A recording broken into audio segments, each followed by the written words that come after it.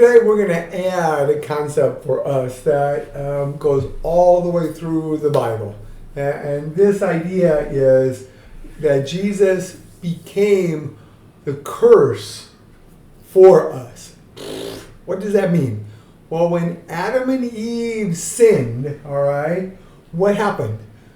That sin was on them. So now, from now on, everyone born has a sin, which means now you and I are separated from God. And that's why when you read in the Old Testament, you're going to read about the temple and the curtain that was there that separated from God, and people could not approach God.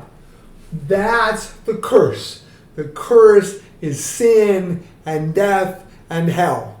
That's the curse that you and I should receive because of our sin.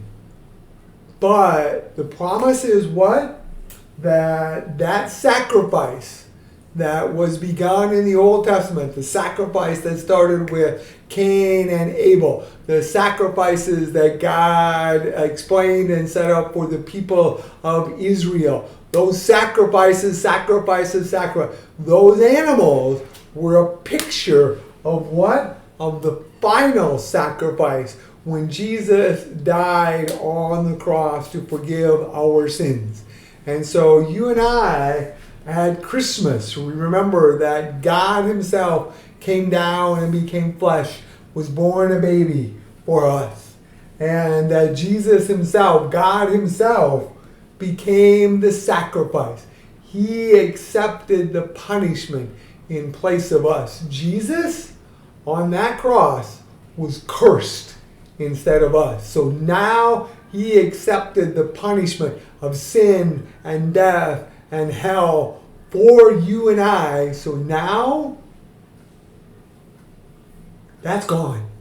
And you and I now, we are not cursed.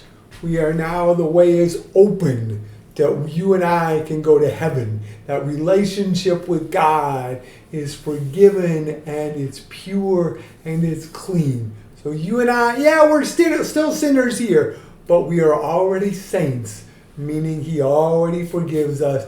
We already have a home in heaven. So as you're reading through the Old Testament and you get into the temple and the promises and all that, remember that picture, because he was the sacrifice for us. He loves you.